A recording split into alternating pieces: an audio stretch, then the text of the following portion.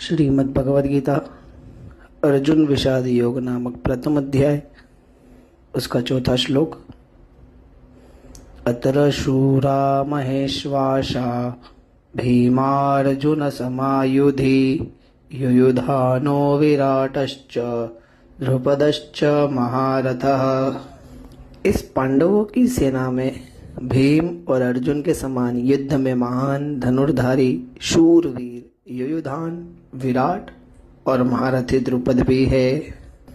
इस श्लोक में संजय राजा धृतराष्ट्र को पांडवों की सेना की शक्ति का वर्णन करते हुए बताते हैं कि उनकी सेना में अनेक महान योद्धा हैं।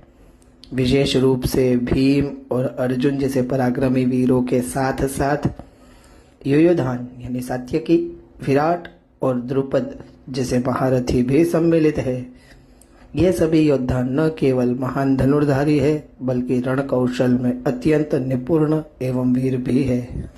इस श्लोक का गहरा उद्देश्य केवल पांडवों की सेना का परिचय देना नहीं है, बल्कि इसके माध्यम से कई गूढ़ संकेत छुपे हैं।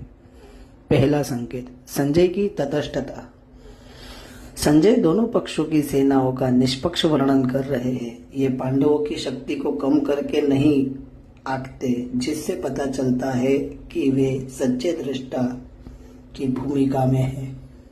दूसरा संकेत, भीम और अर्जुन की तुलना। भीम और अर्जुन की तुलना युद्ध कला में अन्य योद्धाओं से करना यह दर्शाता है कि वे पांडवों की सेना के स्तंभ है। अन्य योद्धाओं को उनके समकक्ष बताकर संजय यह संकेत देते हैं कि पांडवों की सेना केवल दो योद्धाओं पर निर्भर नहीं है, बल्कि एक संगठित और शक्तिशाली संरचना है।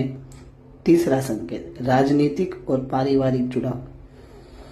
युयुधान, सात्यकी, विराट और द्रुपद तीनों ही ऐसे राजा या योद्धा हैं जो पांडवों के प्रति निष्ठावान हैं। इनके माध्यम से यह भी दिखता है कि पांडवों ने अपने अच्छे आचरण और धर्मप्रियता से कितने प्रभावशाली मित्र एवं सहयोगी बनाए। चौथा संकेत, धृतराष्ट्र की चिंता का कारण। संजय जिस प्रकार से पांडव पक्ष की महत्ता और बल का वर्णन कर रहे हैं, वह राजा धृतराष्ट्र की मानसिक स्थिति को और भी विचलित करने वाला है, क्योंकि उसे भली भांति ज्ञात है कि धर्म और युद्ध कौशल दोनों में पांडव श्रेष्ठ है। अब इसका नैतिक संकेत, शक्ति केवल संख्याओं में नहीं, वीरता और धर्म में होती है।